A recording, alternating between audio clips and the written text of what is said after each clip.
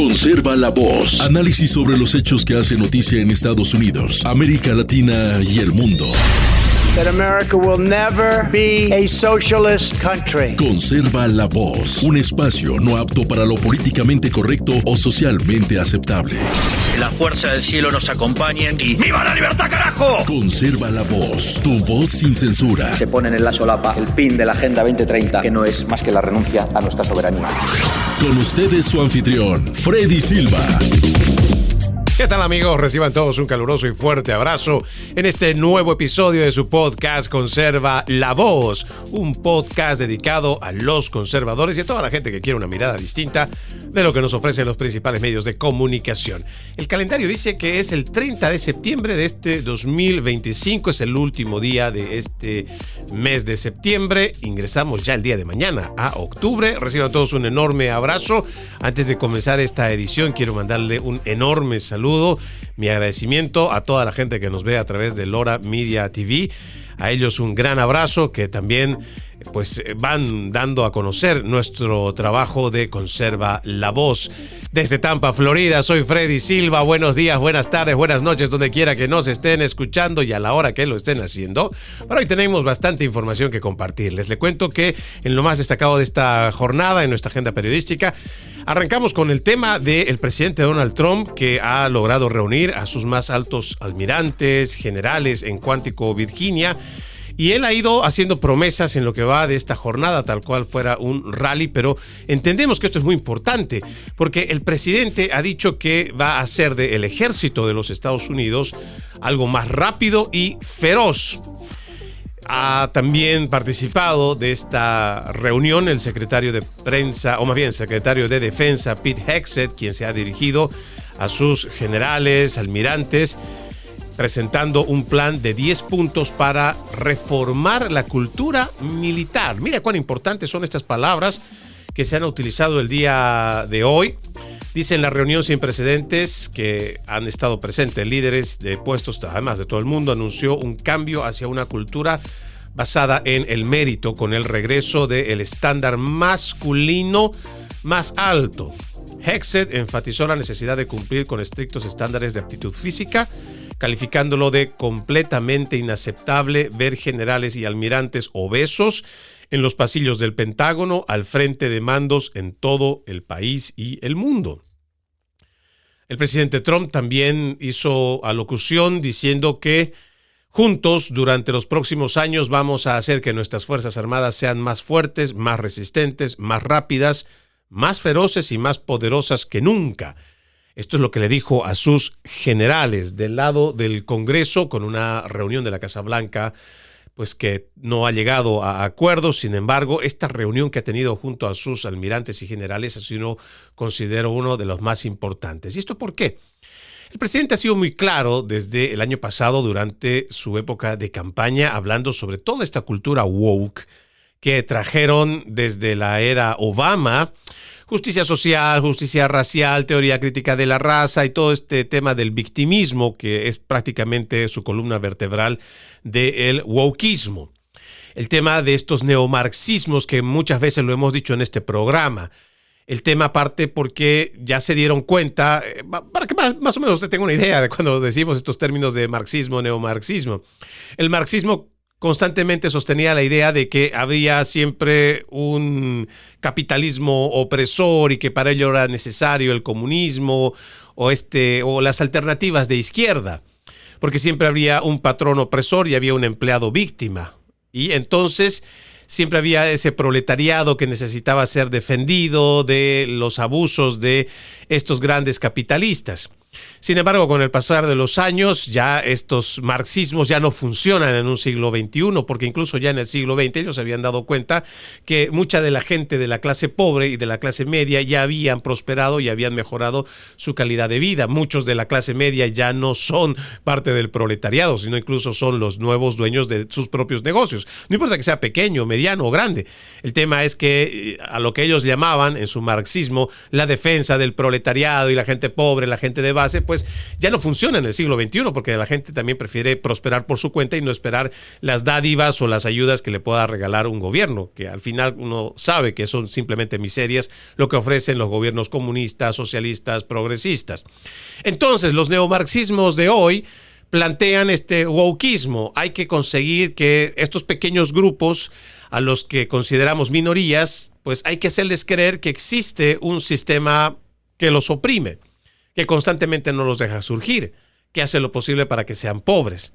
Entonces empiezan estos neomarxismos hablando sobre, por ejemplo, sectores como el feminismo, utilizando a la mujer como la víctima, haciéndola pasar por víctima constante de un sistema heteropatriarcal, que es lo que generalmente manejan las feministas radicales en su discurso. Pero no solamente es eso.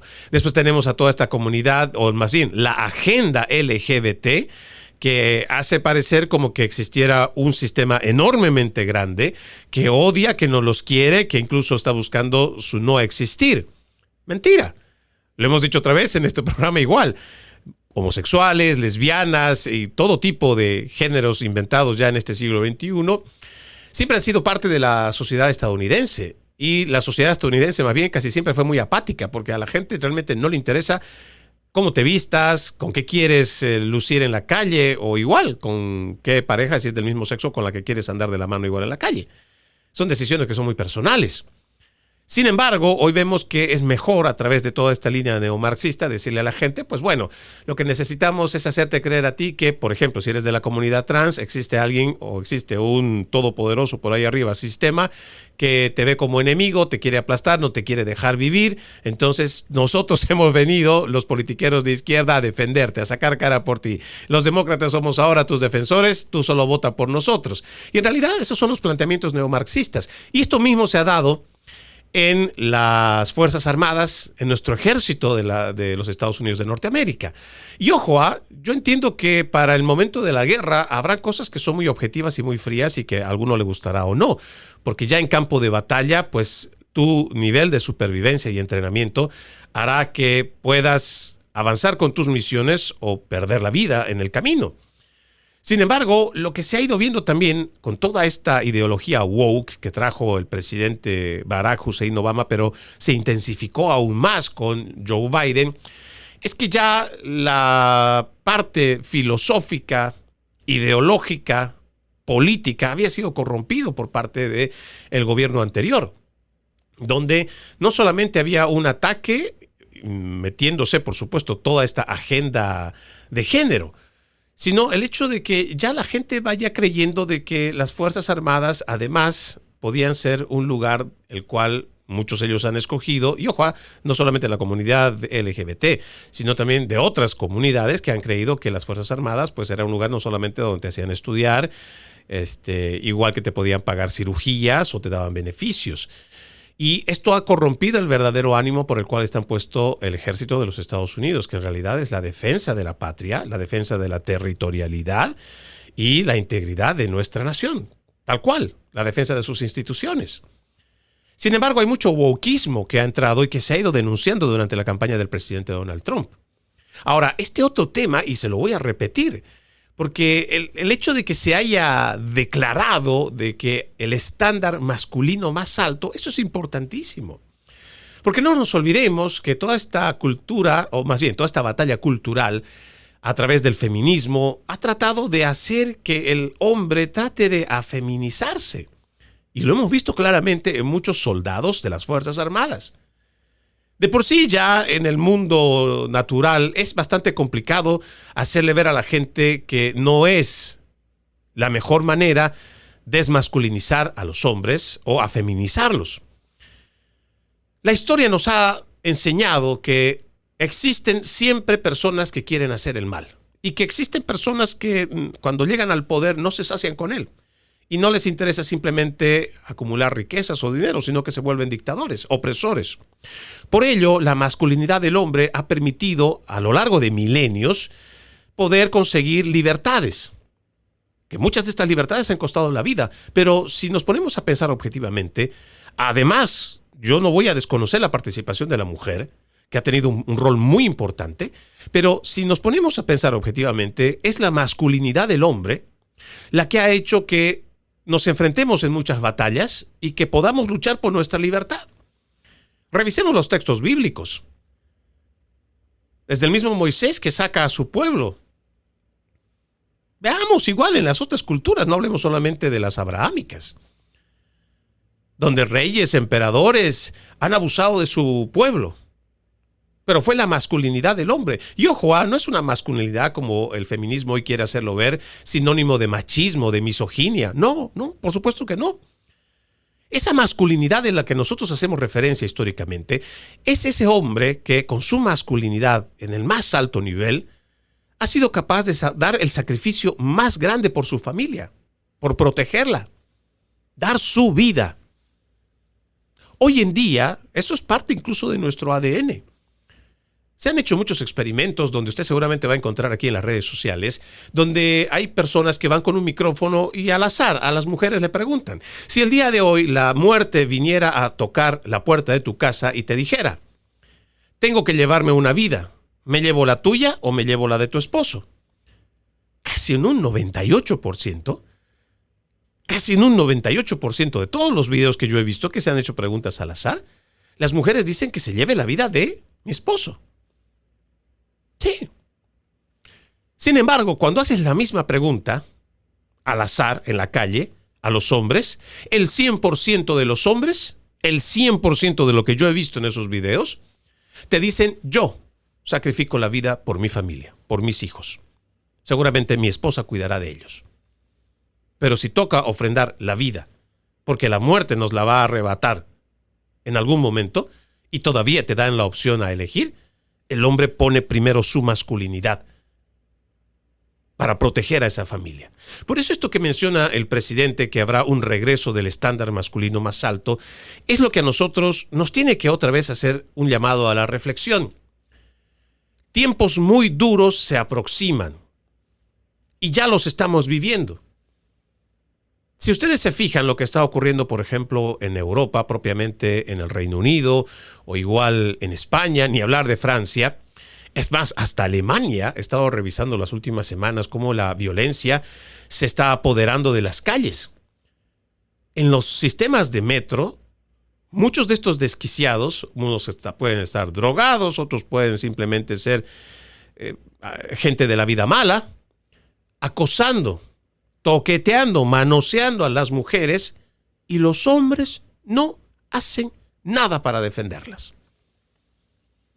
Sí, es como si ya todo este chip habría sido también implantado por toda esta agenda socialista, donde si ves que está haciendo esto, no, déjalo robar, déjalo que se vaya. Y así hemos visto cómo han atacado a mujeres, cómo las golpean, cómo las secuestran, las abusan, las violan. Los índices de toda esta gente, y me refiero a muchos de los que han entrado con esta nueva o la reciente ola migratoria o la invasión migratoria que está recibiendo Occidente gracias al proyecto del Foro Económico Mundial y las Naciones Unidas, los índices de violación contra niñas y adolescentes es realmente espantoso. En el Reino Unido los registros son realmente lapidantes. Pero esto también ocurre no solamente porque existe esta gente pervertida, mala, que ha entrado. Gente tercermundista que no entiende que en una sociedad de primer mundo pues ya se ha pasado por muchas etapas y que a través de una legislación, pero además la aplicación de la ley, se ha castigado a estas personas y por ello también ya no hay esos mismos índices de violaciones, rapto, agresiones, ya no. Sin embargo, estamos dando el camino de retorno. Estamos volviendo hacia atrás los países del primer mundo precisamente porque la masculinidad se ha perdido. Ya los hombres no están dispuestos a sacrificarse. ¿Sí? Tenemos que hacer un análisis profundo sobre esto y el presidente con el mensaje que da el día de hoy también tiene que despertar a la mayoría de los ciudadanos estadounidenses para que lo que está pasando en el resto del mundo, y no yendo tan lejos, aquí nomás tan cerca como Canadá, todos estos países progresistas o de sus gobiernos progresistas han traído todas estas leyes woke y las han implementado. Por un lado, la confrontación con los neomarxismos. Y por el otro lado, una afeminización a los hombres o igual desmasculinización, como llama el feminismo radical. Ya no tenemos hombres dispuestos a luchar por sus hijos, por sus familias. Por eso es importante que, partiendo de las Fuerzas Armadas, el pueblo estadounidense entienda también que es importante defender nuestras sanas tradiciones y restituir lo que por siempre, durante muchos años, o en realidad desde que se fundó este país, pues es lo que es Estados Unidos y su esencia. Hombres valientes que ante la injusticia se levantaron. Hay un dicho que, bueno, en realidad hay una persona de quien ha dejado un legado interesante. Yo lo había leído ya por lo menos hace unos 6 años y en este momento no tengo en la memoria tal cual está. Sin embargo, se lo voy a parafrasear porque me parece que es muy importante. Tiempos de cierta comodidad crean falsas ilusiones, como creer que la Constitución garantiza la inviolabilidad de tu hogar. Sin embargo, lo que realmente garantiza la seguridad de la familia es el padre abrazado de sus hijos junto a la puerta, agarrado de un hacha en mano. ¿Cuán cierto tenía esta frase de quien lo dijo? Porque realmente a veces nosotros tenemos esta ilusión en la cabeza de que con ya haber hecho simplemente las leyes y que incluso si hubiera una aplicación estricta de la misma, se garantizaría que tu familia no va a ser agredida. Nada más falso que eso. Pero esa es una ilusión que nos ha creado lo que llamamos hoy los estados-nación. Hacernos creer que como el Estado ya ha elaborado las leyes y como el Estado ha elaborado sistemas de seguridad, entonces ya tu familia está garantizada que no la van a lastimar, no le van a hacer daño. Mentira. Es lo más falso que vas a poder escuchar. Y no le estoy quitando la credibilidad al esfuerzo de muchas naciones que sí han logrado hacer la aplicación de la ley, o sea, primero la elaboración de las leyes estrictas que condenen el delito y su aplicación también. Sin embargo, hoy, a estos tiempos difíciles a los que yo me refiero en este momento, es a que estamos viendo cada vez a gente que ya no le importa entrar a una tienda a saquear. Según ellos, y lo que le han metido en la cabeza, la justicia social, la justicia racial, teoría crítica de la raza, todo lo que trae el surderío, todo este wokismo. Entonces la gente cree que por alguna razón histórica ellos tienen el derecho de simplemente entrar a una tienda y tomar lo que quieran y vámonos. Al punto que incluso las legislaciones de estados demócratas lo que han hecho es que las personas tengan un límite de robo. ¿Qué le parece? Tanto California como Nueva York, no recuerdo bien las cifras, pero en uno tienes hasta $850 y el otro $900. La policía no te va a perseguir si tú llegas hasta cierto punto porque es un delito considerado menor. Imagínese hacer las leyes como para probar el robo. Y con toda esta idea de que o ser pobre, o ser de una minoría, o ser de una raza, te justifica. Por eso es importante ver lo que está pasando en nuestra nación. Hay muchas aristas que uno tiene que ir viendo porque realmente en este rompecabezas pareciera que una cosa no estuviera ligada a la otra, pero casi todo está ligado. De fondo, hay un interés premeditado para destruir desde adentro a los Estados Unidos de Norteamérica y es un proyecto que lleva más de 30 años. Por eso, yo entiendo que esta administración reconoce que existe esa amenaza. Pero como ya reconocemos que hay un problema, pues habrá que trabajar en ello. Y por eso aplaudo de sobremanera que nuestra administración esté pensando primero en esto que han planteado como el regreso al estándar masculino más alto. Será también un llamado a la reflexión para que los hombres asuman su responsabilidad como hombres. Si son padres, igual. Asumamos la paternidad con mucha responsabilidad. No importa la minoría a la que pertenezcas. Si eres hispano, si eres negro, si eres hindú, si eres chino. Asume la paternidad con responsabilidad. No abandones a tus hijos. Mantente firme. Defiende a tu familia. Protege a tu familia. da la vida por ella si es necesario. Tiempos muy difíciles vienen en camino, si no es que ya lo estamos viviendo. Y dependerá mucho de la conciencia de cada uno para poder tener a la nación que nosotros queremos y la cual queremos dejar a las siguientes generaciones. Vamos a la primera pausa en Conserva la Voz. Ya regresamos con más. Conserva la Voz. Conserva la Voz, un programa de información y análisis de los hechos más importantes que ocurran en el mundo. That America will never be a socialist country. Pero también sé que no es lícito eliminar una vida humana para resolver un problema. Se ponen en la solapa el PIN de la Agenda 2030, que no es más que la renuncia a nuestra soberanía. Conserva la Voz. Conserva la Voz. Continuamos con más de su podcast Conserva la Voz. Recuerde que usted puede ser parte de este programa escribiéndonos a nuestras redes sociales. Me encuentran como Freddy Silva Ayala, Freddy Silva TV, Freddy Silva 80. Les pido me ayuden también con los podcasts que encuentran igual en YouTube o en Spotify, o en cualquier parte donde nosotros lo distribuimos, para que así podamos llegar a más personas en el mundo. Hay un dato que quiero compartirles y es un trabajo de investigación que ha hecho Media Research Center, una página o una institución a la cual yo recomiendo mucho en cuanto a trabajos de investigación. Resulta que han hecho un análisis sobre la plataforma X, antes Twitter, que parece que ya de por sí hablábamos antes de que lo comprara Elon Musk, que era un nido de puro surderío, donde la opinión de la derecha, igual que de los conservadores, era brutalmente atacado, cuestionado todo el tiempo. Sin embargo, tal parece que van a traer un algoritmo, el cual se va a poner incluso peor. Miren lo que dice este informe.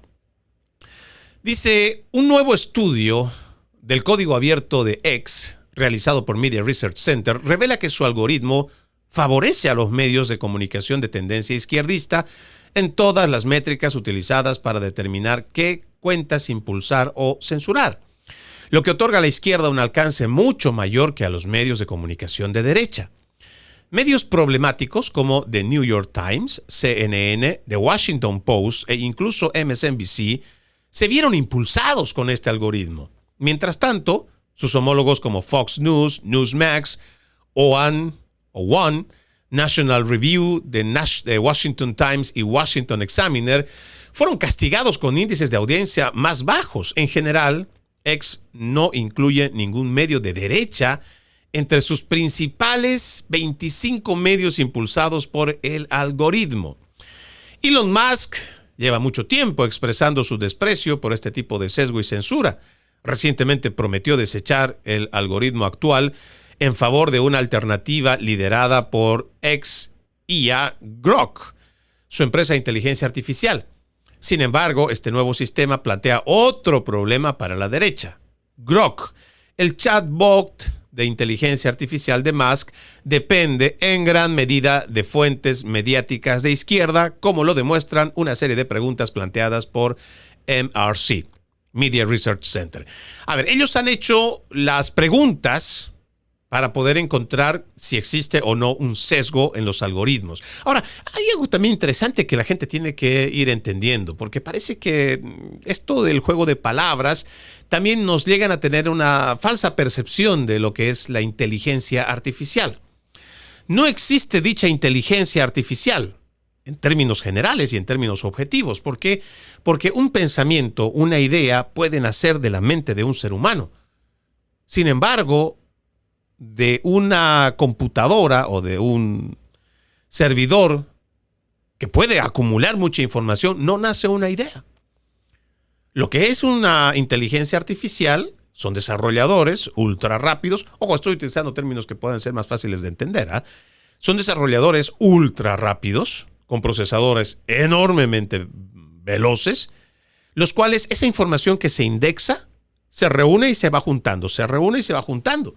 Entonces fácilmente pueden estar informaciones de 20 millones de páginas en el mundo sobre una misma información. ¿Qué hace la inteligencia artificial? Simplemente los reúne, los va acomodando y te los va presentando como respuesta. Pero entonces el problema parte ¿dónde? ¿Quién pone la información? Y lo veíamos tan solo el año pasado cuando se estaba poniendo en marcha muchas de las prácticas o de los ensayos de estas inteligencias artificiales. Tú podías preguntar a ChatGPT, por ejemplo, quién era el profeta Mahoma, y te daba una respuesta muy interesante.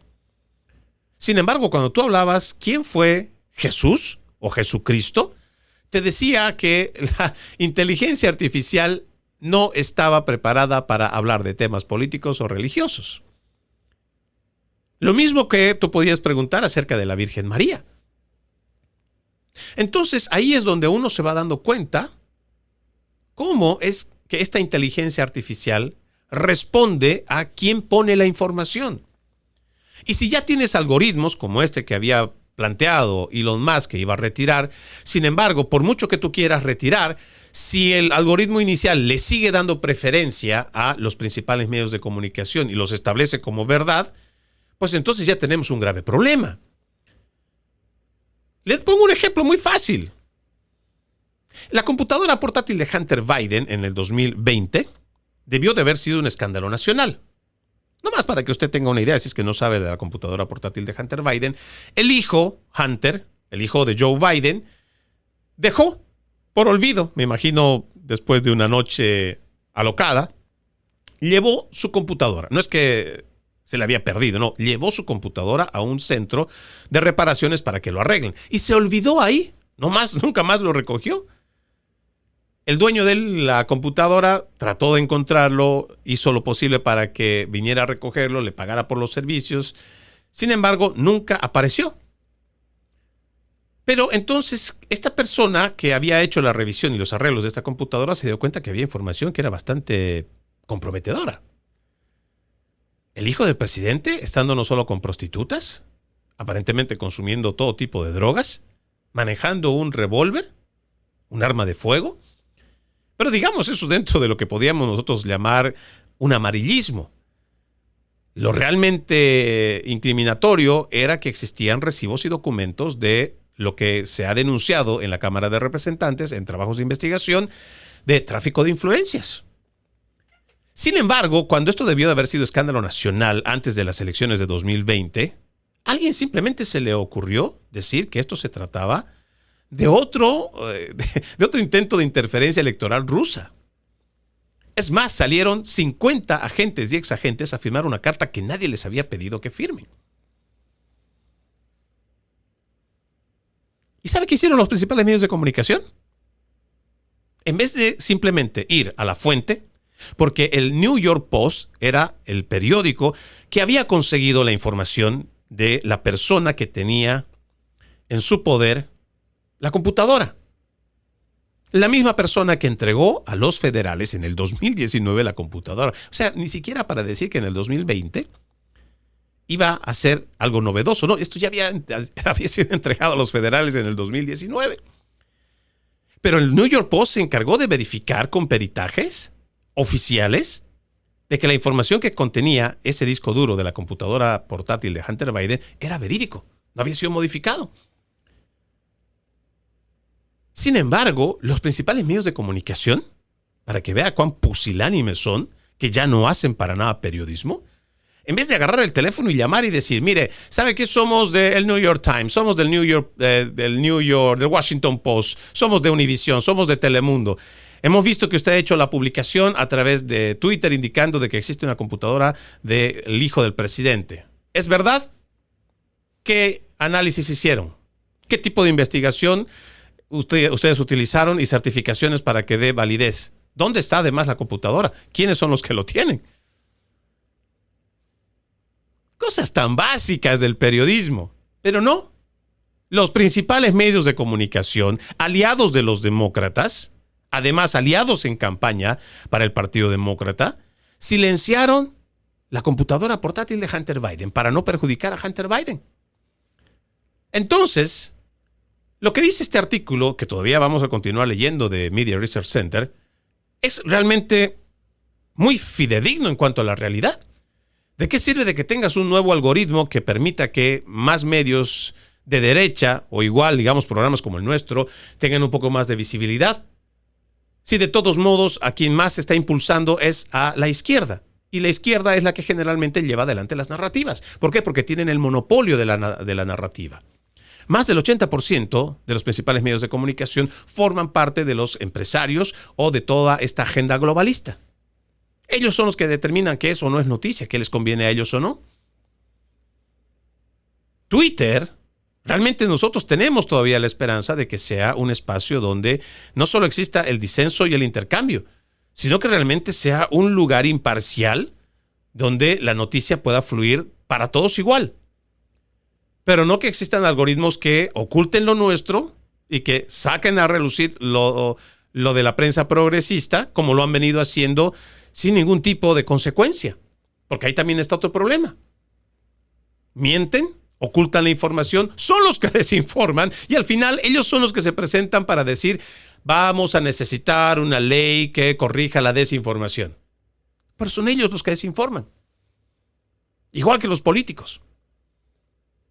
En este estudio dice, los medios de comunicación de izquierda, en promedio, superan ampliamente a sus contrapartes de derecha en las métricas utilizadas por el algoritmo X. Las fuentes de tendencia derechista, en promedio, apenas superaron el umbral del 65 puntos por encima de lo que el algoritmo ha usado históricamente para suprimir el alcance de las cuentas. Algunos medios, aunque algunos medios de comunicación de derecha, no tuvieron tanta suerte.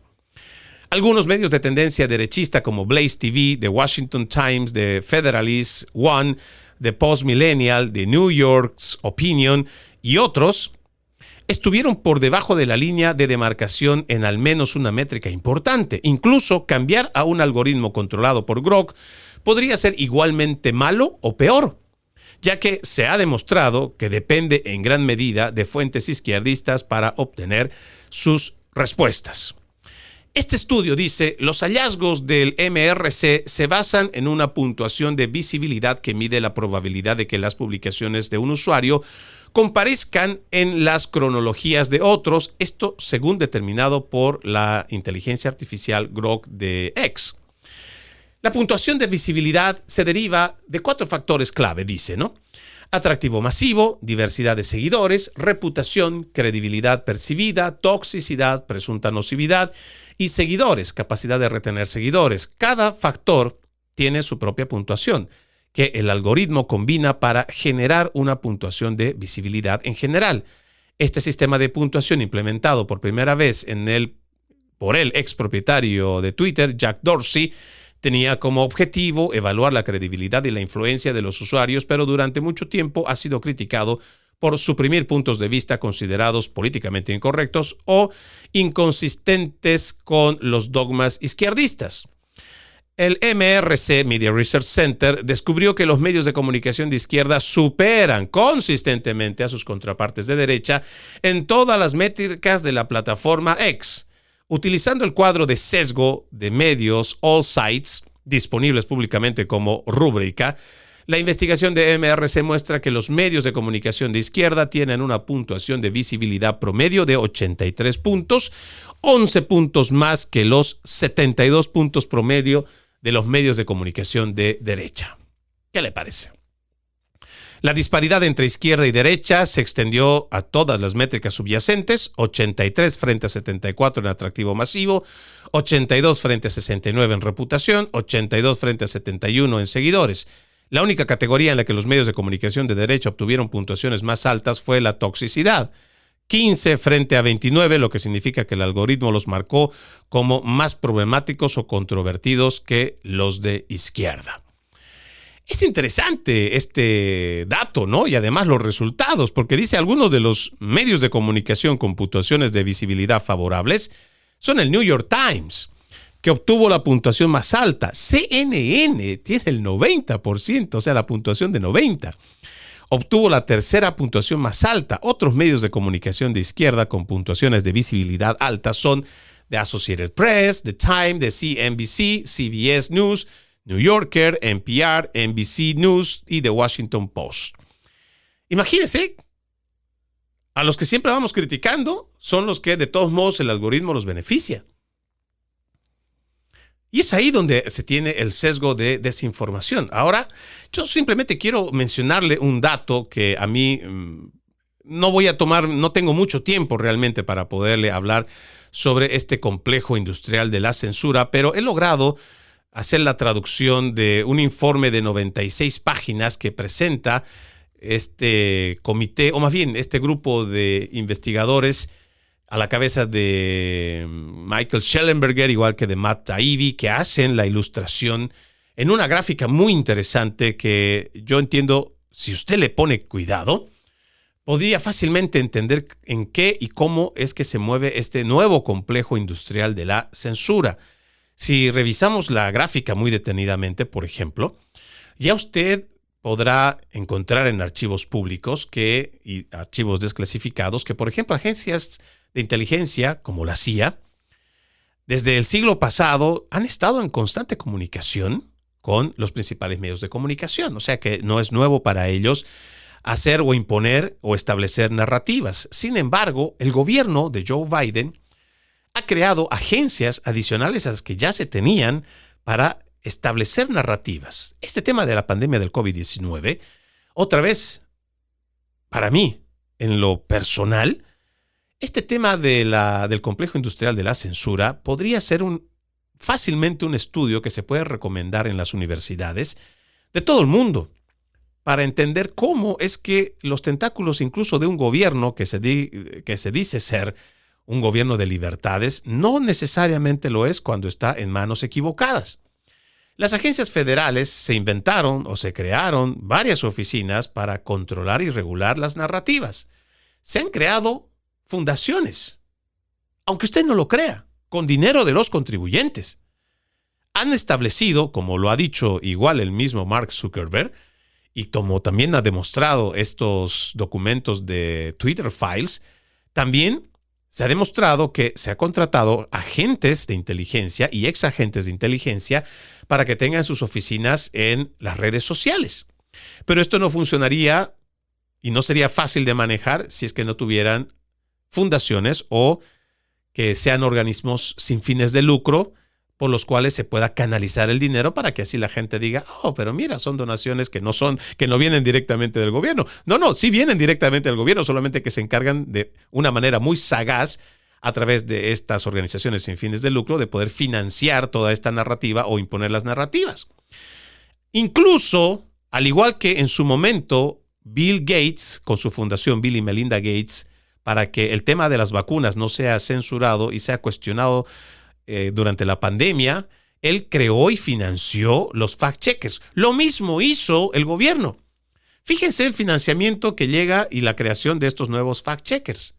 Entonces, cualquier persona que tenía el atrevimiento o la osadía de cuestionar algo de las vacunas o algo de lo que estaba haciendo el gobierno, sobre todo en el tema de la pandemia, pues ahí estaban los fact-checkers para refutar. No importaba si se trataba de una palabra mal dicha, porque en realidad no es que te venían con un informe, un estudio científico comprobado. No. Esta gente lo que te decía era que si tú habías dicho que, por ejemplo, el gobierno ha censurado. No. El gobierno, mediante una ley, ha buscado la forma de cuidar el mensaje que están dando los de la derecha. Sin embargo, en otras palabras, sigue siendo censura.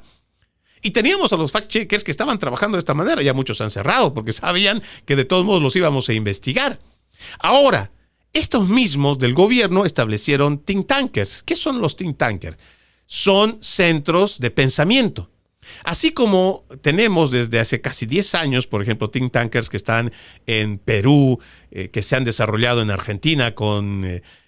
yo creo que el líder más prominente que tenemos en Argentina es Agustín Laje, pero con él muchos otros de distintas partes del continente que están llevando adelante la batalla cultural y sobre todo en la línea conservadora y la línea de derecha. Igual hicieron los del gobierno.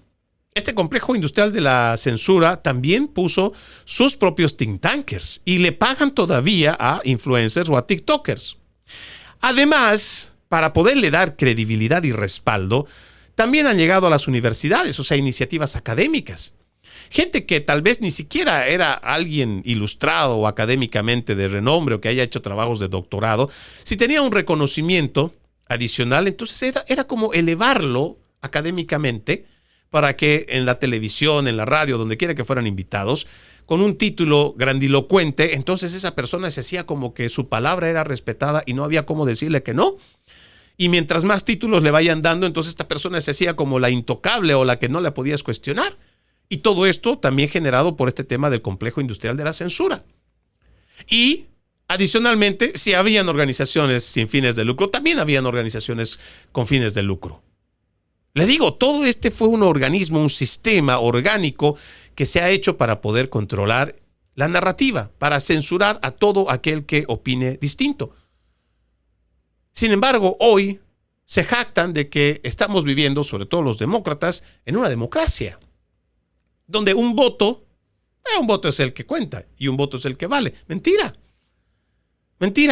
Ya le he explicado en más de una oportunidad, por ejemplo, cómo se establece a través de los principales medios de comunicación lo que se entiende como la opinión pública, que no es la opinión pública per se. Simplemente es una opinión publicada que se la hace pasar por pública. Ellos encuentran una persona afín a su partido y le preguntan, oye, ¿tú estás de acuerdo con la mala economía que está trayendo el presidente Trump? Y ojo, con esa misma pregunta. ¿Tú estás de acuerdo con la mala economía con la que estamos viviendo con el presidente Trump? Pero por supuesto, si ya le estás haciendo la pregunta condicionada, te va a decir, no estoy de acuerdo porque realmente lo está haciendo muy mal. Trump lo está haciendo muy mal. Entonces, una persona que sale en esa entrevista ya ha establecido para el resto de los televidentes la opinión pública. Sin embargo, en una democracia se supone que una opinión es un voto. Un ciudadano es igual a un voto. Pero en los principales medios de comunicación no funciona así. Ellos establecen a diario opinión pública, porque entonces la repiten y la replican. Y entonces eso se va metiendo en la gente como para que todos empiecen a pensar, oh sí, estamos en una mala economía. No importa que ahora se esté mostrando de que la inflación está rondando el 2.3, el 2.5 o dentro de lo que es el margen de lo saludable económicamente. Sin embargo, esto cuando ya funcionaba al revés durante la era de Joe Biden, imagínate a la gente preguntarle, ¿tú sientes que tu bolsillo está bien? La gente te dice sí. ¿Tú crees que estás prosperando? No, yo creo que sí. Esa una sola persona que te decía sí, establecía como opinión pública que la economía era buena. Sin embargo, tenías los índices de 9.1% de inflación, lo que no se había logrado en 40 años, con una economía paupérrima, donde además la canasta básica familiar había aumentado más de un 35%, donde la cadena de suministros también ya no abastecía con lo mismo de hace 2-3 años. Pero entonces es así como se maneja todo esto de las dinámicas de narrativas. Por eso esto que nos plantea MRC, Media Research Center, es interesante que nosotros los leamos. Porque por mucho que traten de plantearnos una sociedad democrática, abierta, libre, donde podamos nosotros disentir sin que tengamos la consecuencia de una reprimenda o de un castigo o de la policía del pensamiento, como son ahora las redes sociales, no es así.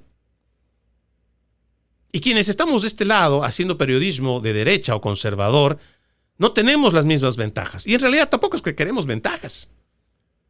Con que ya nos dejen de censurar ya es suficiente. Pero además que se permita lo que una sociedad sana necesita, el debate.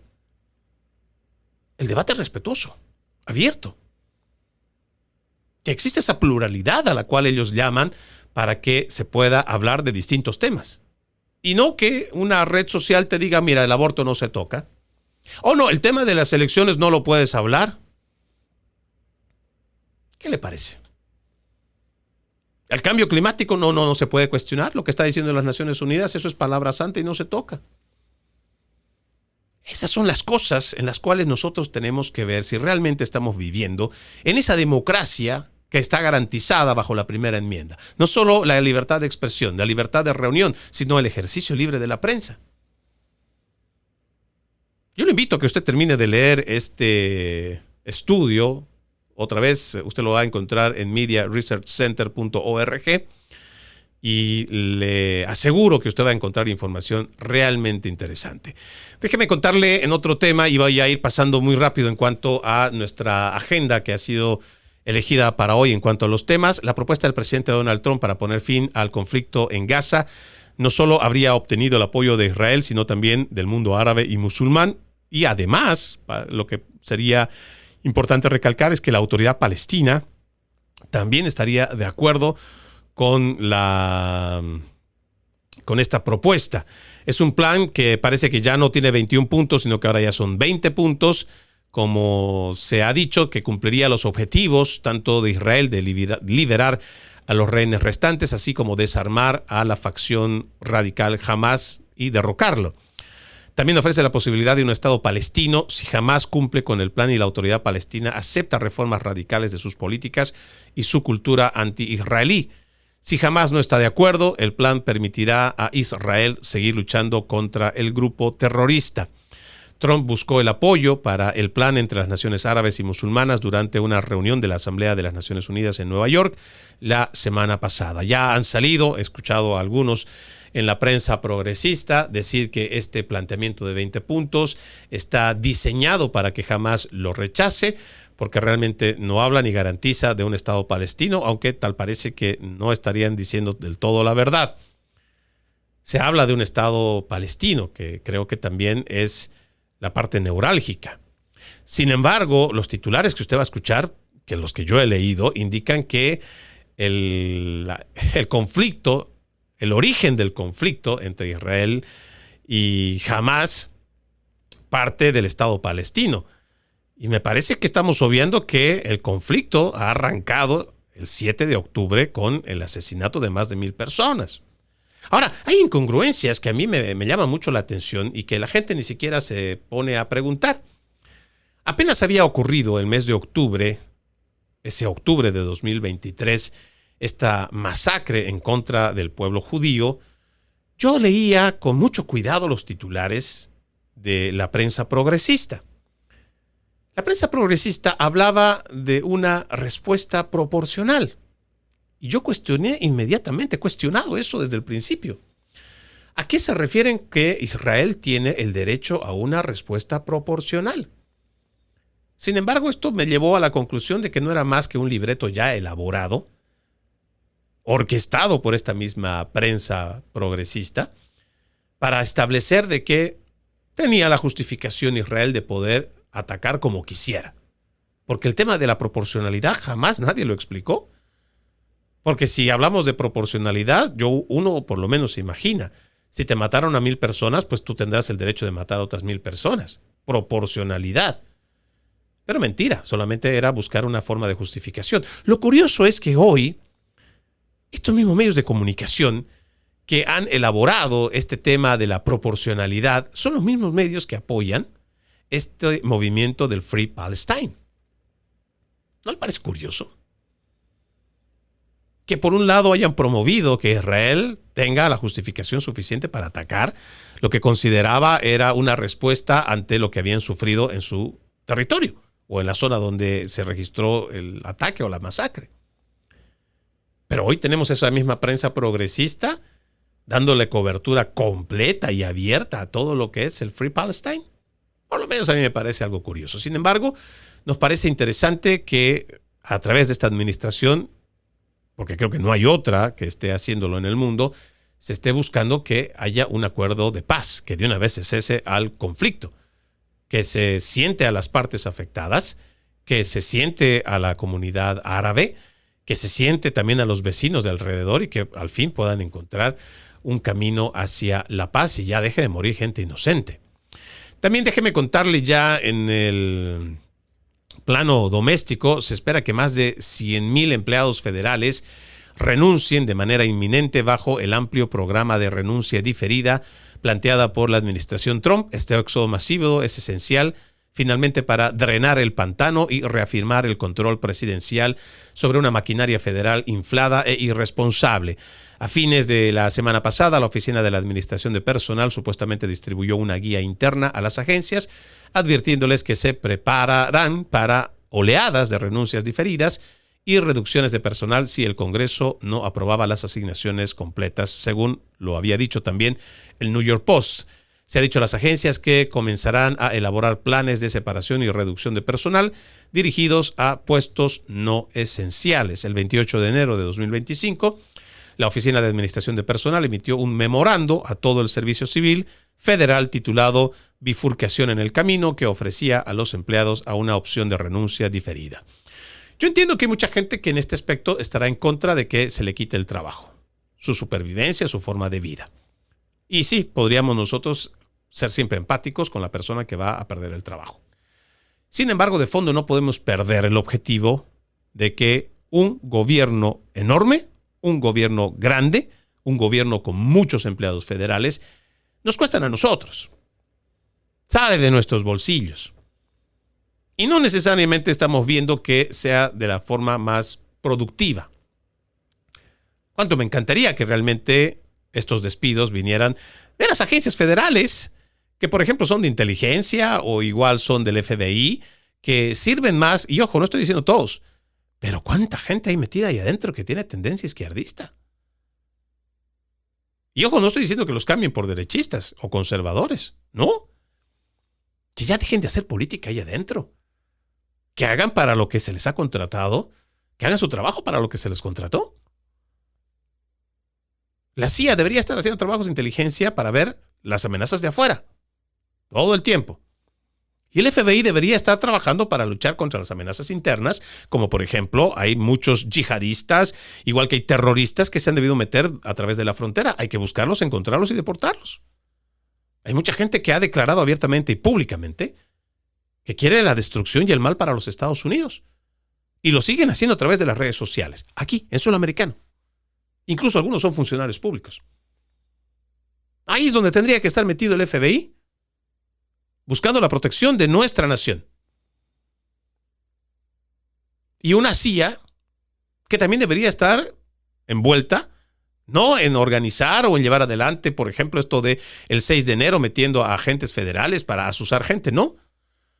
O a hacer trabajos de inteligencia para perseguir a los conservadores, a los católicos, a los cristianos. No, debería estar trabajando para ver cuántas amenazas de afuera son posibles o pasibles de entrar a nuestro país. Y por supuesto, la gente que ha entrado por política. Yo creo que nosotros ya estamos acostumbrados a ver esto en nuestros países, en nuestras repúblicas bananeras. Que aquel que ha hecho campaña, que ha llevado y ha pintado carteles o que ha hecho propaganda y que ha ido a gritar más en las marchas, entonces le dan un puestito por política, no necesariamente porque se lo merezca, no porque tenga actitudes académicas. No, hay gente que entró por política, por ser servil en la campaña. Por favor, denle también espacio a gente que se lo merece, no a gente que está por política ahí adentro. En fin. También déjenme comentarles que el presidente Donald Trump ya había recibido unos cuantos millones de una empresa de comunicación, pero ahora parece que va a tener muchísimo más dinero, pero esta vez de la plataforma de YouTube. Sí, una subsidiaria de Google o en general de Alphabet, porque es uno de los últimos titanes tecnológicos que ha llegado a resolver una demanda presentada por el presidente Donald Trump, y le va a pagar o ha acordado pagar $24,5 millones para resolver demandas presentadas por el presidente en el 2021. En ese momento, la cuenta de YouTube del presidente había sido prohibida tras la incursión del 6 de enero en el Capitolio de Estados Unidos. YouTube había afirmado que había llegado a esos extremos extraordinarios para eliminar el canal de Trump y así eliminar posibles videos que pudieran incitar a la violencia. El canal fue restablecido en marzo de 2023. El acuerdo con YouTube es la segunda demanda más grande de las presentadas por Trump contra varios titanes tecnológicos y parece ser intencional. Y ojalá que no solamente sean estos. Y que en alguna manera, no sé si el presidente Trump nos permitirá o nos estará escuchando, pero si alguien que lo conoce puede llegar a él, yo le sugeriría que destine algunos millones de los que ha ganado para un fondo común, para que personas que hemos sido atacados, desacreditados, vilipendiados, censurados, y todavía lo siguen haciendo, tengamos un fondo común para poder hacer demandas legales contra estas empresas. Créame, no soy solo yo, son cientos, sino miles de personas que han sido censuradas y todavía lo siguen haciendo con este shadow banned, las empresas como por ejemplo Meta. Incluso las de TikTok, que se creen la nueva policía del pensamiento y te dicen lo que sí está permitido pensar, lo que sí está permitido hablar. Y ojo, no importa si hablas con responsabilidad o incluso llevas información y llevas datos. No les importa. Parece que ellos están por encima de la Constitución. Por eso yo sugeriría muy respetuosamente al presidente de los Estados Unidos que si tuviera la oportunidad, destinar algunos de estos millones para que así quienes tenemos pruebas para poder demandar a las empresas tecnológicas por la censura, por ir en contra de la primera enmienda, lo podamos hacer. Déjenme también comentarles un poco sobre esta representante Jayapal. Es Elizabeth Schulze que ha preguntado, ¿no? Ya que está aquí, esta es una entrevista que le hicieron a esta congresista, esta representante, Jayapal. Ella dijo, bueno, mire, mi respuesta, esto es con relación a que ella había hablado datos incendiarios en contra de ICE. Ella decía, esta representante zurda, esta demócrata, mi respuesta es que un representante estatal, un representante republicano de Arizona acaba de pedir mi ejecución, pidió mi ejecución, y si la Casa Blanca realmente iba a perseguir a quienes incitan a la violencia, deberían ser a ellos. Y en general, ella empezó a decir que ella no había dicho nada de eso. Dijo, además, no me arrepiento. Nada de lo que he dicho incita a la violencia. Todo se trata de lo que realmente está sucediendo y que ICE ha secuestrado y detenido personas. O sea que no importa lo que exista como prueba. O lo rechazan o no se arrepienten y siguen con su retórica. Los demócratas siguen incitando a la violencia y parece que no hay nada que los pueda detener. Finalmente quiero solamente mencionar este caso de un sujeto, de un inmigrante ilegal que se hizo pasar por adolescente. Sí. Y lo hizo por bastante tiempo. Se trata de Anthony Emanuel Labrador Sierra. Incluso logró que unos tutores lo adoptaran o lo tuvieran con él en casa. Él se hacía pasar por alguien de 16 años, pero en realidad tenía 24 y ya tenía un bebé con su exnovia en un pueblo de Toledo. Su plan había funcionado durante más de un año. Las autoridades se creyeron un certificado de nacimiento que él había presentado y que le restaba 6 años de edad. Entonces, una noche, Evelyn Camacho, de 22 años, madre de la hija de Labrador Sierra, llamó a la casa donde él vivía. Respondieron sus nuevos tutores, una pareja de 60 años llamado Kathy y Brad Meffer. Me preguntaba cuál era la edad, dijo Camacho. ¿Me mintió sobre ser adulto? ¿O les mintió sobre ser niño? No sabía qué estaba pasando y me preocupo por él. Es el padre de mi hija, es lo que había hecho o lo que había declarado cuando llamó a la familia que lo tenía a este sujeto y lo tenían como sus tutores. Estos señores, los Meffert, llamaron a la escuela que a su vez avisó a la policía. También registraron su habitación y descubrieron cosas inquietantes como un teléfono móvil desechable, una identificación falsa, una pistola semiautomática y 3 cargadores de 9 milímetros cargados según la declaración jurada del arresto. Desde entonces, Labrador Sierra se ha declarado culpable de mentir en formularios de inmigración y en una solicitud de compra de armas de fuego. ¿Qué le parece? Y estos sujetos, seguramente más de uno habrá. No vamos a decir la procedencia, pero estos son los malos inmigrantes a los cuales no queremos en el país. Gente que se hace pasar por adolescente, que engaña a las familias para que lo reciban, que además pasa a estudiar con estudiantes de escuela, de la secundaria, siendo un hombre de 24 años. ¿Qué le parece? Antes de irnos, como siempre, ya despidiéndonos del programa, un extracto de la palabra. El Señor dice, te guiaré por el mejor sendero para tu vida, te aconsejaré y velaré por ti. Salmos 32, versículo 8. Soy Freddy Silva desde Tampa, Florida. Buenos días, buenas tardes, buenas noches, donde quiera que nos hayan escuchado.